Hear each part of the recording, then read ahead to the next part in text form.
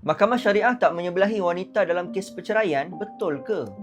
Isu nafkah anak memang sensitif, selalu jadi perang emosi antara lelaki dan perempuan.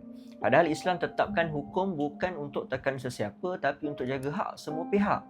Dalam Islam, nafkah terhadap anak ada kerangka yang jelas, bukan ikut emosi tapi ikut kemampuan bapa. Sebelum tu kita nak tahu apa item-item nafkah ni. Yang pertama, tempat tinggal, makan minum, pendidikan asas, perubatan dan pakaian. Jadi, apa pula kadar nafkah? Kadar nafkah relatif ikut pendapatan bapa. Umumnya Islam tak iktiraf ikut kehendak yang melebihi keperluan tapi ikut keperluan berdasarkan kemampuan bapa.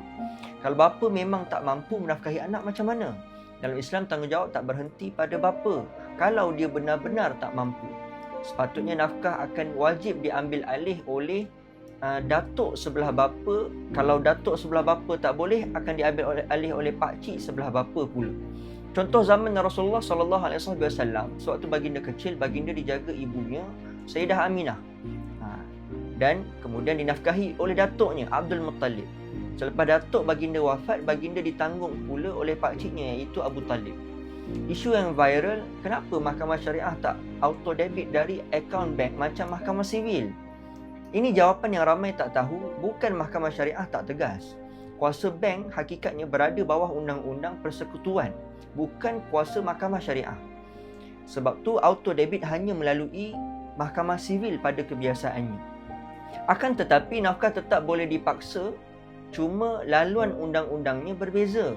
Mahkamah syariah tetap ada kuasa kuat untuk buat potongan gaji melalui majikan, ataupun boleh menyita harta, ataupun kompaun dan denda, ataupun mahkamah syariah boleh perintah ke mahkamah sivil untuk garnishment bank. Jadi jangan tuduh mahkamah syariah tak bela wanita. Masalah bukan pada mahkamah syariah, akan tetapi pada struktur undang-undang negara. Kemudian ramai yang menghukum hakim syariah buat keputusan ikut emosi dan tak membela wanita. Hakikatnya mahkamah bukan buat keputusan berat sebelah, akan tetapi mereka ikut syariat dan fakta. Kesimpulannya, hukum nafkah dalam Islam bukan untuk membela lelaki dan bukan untuk tekan perempuan, akan tetapi untuk lindungi hak anak tanpa menzalimi mana-mana pihak. Bukankah Allah Subhanahu wa taala berfirman, "Ya ayyuhallazina amanu atti'allaha wa atti'ur rasul wa ulil amri minkum." Wahai orang-orang beriman, taatlah kamu kepada Allah dan taatlah kamu kepada Rasul dan kepada ulil amri, iaitu orang-orang yang berkuasa daripada kalangan kamu. Jadi mahkamah syariah ni, mereka adalah badan autoriti yang telah diberi kuasa untuk memberikan keputusan. Allah sebut, "In kuntum tu'minuna billahi wal yaumil akhir." Itu pun jika kamu benar-benar beriman kepada Allah dan hari akhirat. Tuan-tuan, keadilan takkan pernah dapat dilaksanakan jika seseorang itu mengikut emosi dan hawa nafsu. Akan tetapi keadilan terlaksana dengan ilmu dan kawalan emosi yang baik. Dan kepada para bapa, tunaikanlah nafkah anak. Hak anak tak gugur walaupun ibu bapa berpisah. Lelaki yang faham agama, dia tahu tanggungjawab. Dan ingat, setiap kecoyan terhadap hak sesama manusia, jika tak dibayar dengan harta atau mata wang dunia semasa di dunia, akan tetap dituntut dan bahkan dipaksa bayar dengan mata wang akhirat nanti. Iaitu amal soleh seseorang akan dijadikan bayaran kepada pihak yang teraniaya semasa di dunia.